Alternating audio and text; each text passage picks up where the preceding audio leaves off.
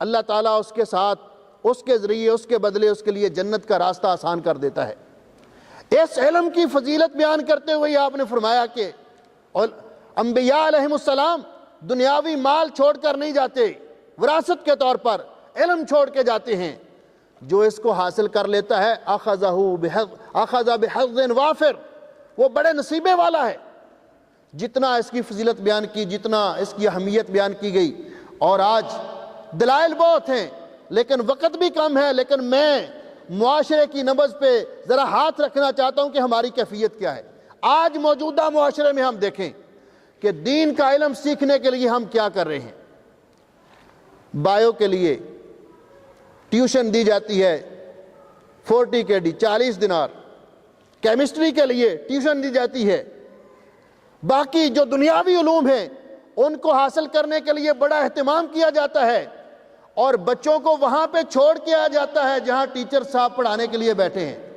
لیکن قرآن سیکھنے کے لیے قاری صاحب ہمارے گھر آئیں گے، وہ بیچارے نے سائیکل لی ہوئی ہے اور مجھے شکوہ کرتا ہے، کہتا حضرت صاحب کبھی اس بارے میں بھی بات کریں۔ کس بارے میں؟ جی 5 دینار دیتے ہیں بچوں کو پڑھانے کے لیے، تو میں کہتا ہوں کہ اس میں ہمارا گزارا نہیں ہوتا۔ آپ بایو کے ٹیوٹر کو، فزکس کے ٹیوٹر کو، کیمسٹری کے ٹیوٹر کو، انگلش پڑھانے والے کو تو 40 50 دینار دیتے ہیں، مجھے آپ 5 دینار دیتے ہیں۔ تو وہ کہتے ہیں مولوی صاحب اگر آپ نے پڑھانا ہے تو پڑھائیں، نہیں تو ہم اور انتظام کر لیں گے۔ وہ بیچارہ کہتا ہے چلو ٹھیک ہے جی، ہم یہ ہماری کیفیت ہے۔ اور پھر اس کو جو وقت دیا جاتا ہے، قاری صاحب ذرا جلدی پڑھا لیں، بچے نے ٹیوشن پہ جانا ہے۔ اور ہم نے خود تجربہ کیا، ہم اپنے ان بچوں کی تربیت کے لیے جب سمر کیمپ کا اہتمام کرتے ہیں، 1 مہینہ 1.5 مہینہ یا اس سے زیادہ ہم نے بچوں کی خدمت کرنی ہوتی ہے، ٹرانسپورٹ بھی دیتے، ریفریشمنٹ بھی دیتے، سلیبس بھی اپنے پاس سے دیتے۔ ایک دفعہ 2 دینار ہم اس کی فیس رکھ بیٹھے، اور اس کے لیے بھی کئی سفارشیں آنا شروع ہو گئی کہ جی 2 دینار ہم نہیں دے پاتے، سارا کچھ فری میں۔ یہ ہے دین کے علم حاصل کرنے کے اندر ہماری دلچسپی، دین سیکھنے کے لیے ہماری دلچسپی۔ اور پھر اس سے بھی بڑھ کر بات ہے، جب ہم اپنے بچوں اور بچیوں کا رشتہ کرتے ہیں کہیں پہ، تو میں حیران ہوتا تھا کہ ہماری مسلمانوں کی کنڈیشن کیا ہے اور کیفیت کیا ہے۔ میں نے ایک مولانا صاحب سے پوچھا، حضرت صاحب یہ جو آپ نکاح کے وقت کلمے پڑھاتے ہیں، نکاح کے وقت جو آپ کلمے پڑھاتے ہیں، یہ کلمے کیوں پڑھاتے ہیں؟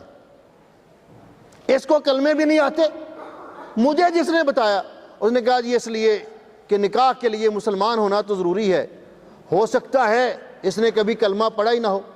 مسلمان، نماز بڑی دور کی بات، روزہ زکوٰۃ بڑی دور کی بات، اس نے کلمہ بھی نہیں پڑھا ہوگا۔ اور معلوم ہو رہا ہوتا ہے جب مولانا صاحب اس کو پڑھا رہے ہوتے ہیں۔ میں نے کہا ایسے کیوں نہیں کرتے؟ 5 کلمے ٹھیک ہے آپ ان سے، لیکن سنیں اس سے، لیکن اس سے سنیں جس کا نکاح پڑھا رہے ہو۔ مولوی صاحب آگے آگے پڑھ رہے ہوتے ہیں اور اس کو پیچھے ادا کرنے نہیں آ رہے ہوتے۔ یہ ہمارے دین کی کیفیت ہے، یہ ہماری دین کے ساتھ دلچسپی ہے۔ بیٹی کا رشتہ کرتے ہیں، ہم نے کبھی نہیں پوچھا، ہم یہ پوچھتے ہیں جاب کیا کرتے ہیں صاحب، ان کے پاس انکم کتنی انکم ہے ان کی، اور باقی مواصفات پوچھتے ہیں۔ الا ماشاءاللہ کبھی کوئی نہیں پوچھتا کہ یہ نمازوں کی پابندی بھی کرتے ہیں، انہوں نے قرآن پاک کی کتنی صورتیں یاد کی ہیں، ان کو دین کے ساتھ دین کی معلومات کتنی ہیں۔ اسی طرح بچیوں کے بارے میں بھی یہ ضرور پوچھتے ہیں اس نے تعلیم کتنی حاصل کی ہے، کون سا کھانا اچھا پکا سکتی ہے۔ لیکن نماز کے بارے میں، دین کے بارے میں ہم نے کبھی اہتمام نہیں کیا۔ یہ ہماری کیفیت ہے اپنے دین کے ساتھ، علم دین کے ساتھ۔ ایک وہ دور تھا جس دور میں اللہ رب العزت کی رحمتیں نازل ہوتی تھیں، مسلمانوں کی شان و شوکت کا دور تھا، وہ دور علمی عروج کا دور تھا۔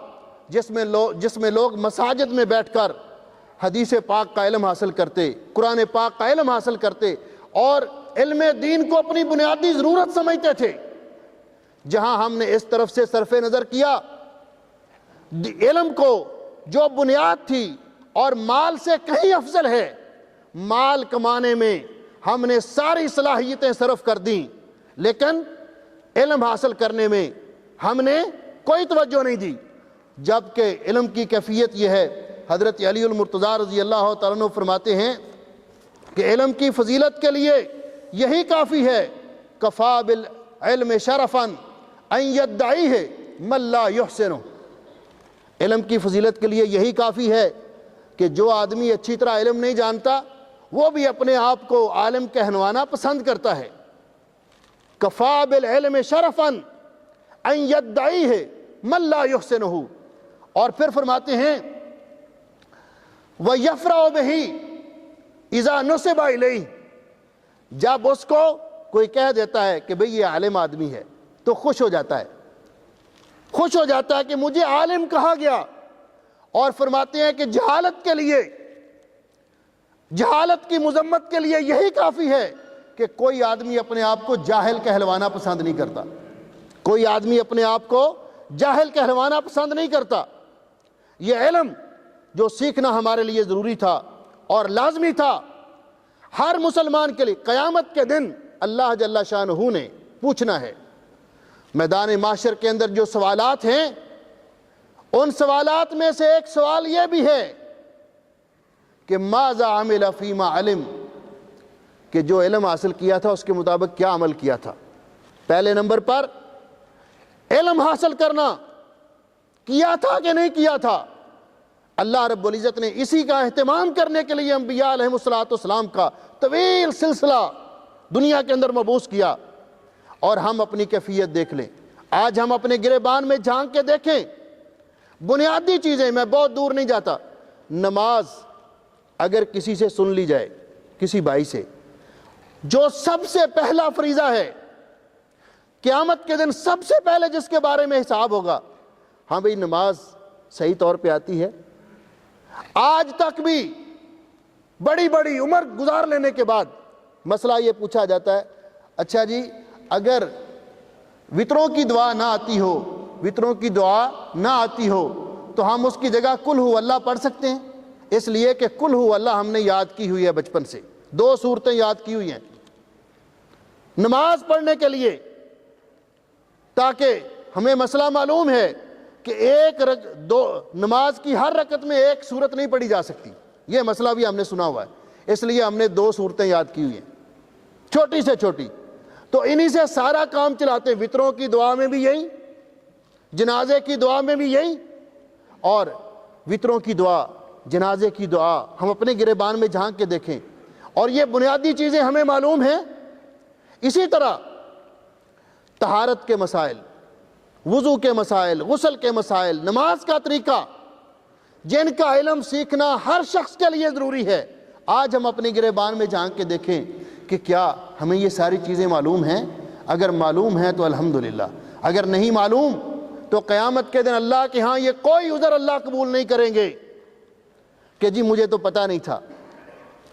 انفارمیشن اتنی عام ہے، علم اتنا عام ہے، آپ کے دروازوں پہ دستک دے رہا ہے، اگر آپ نے صرف نظر کیا تو قیامت کے دن اللہ رب العزت کی بارگاہ میں کوئی عذر پیش نہیں ہوگا۔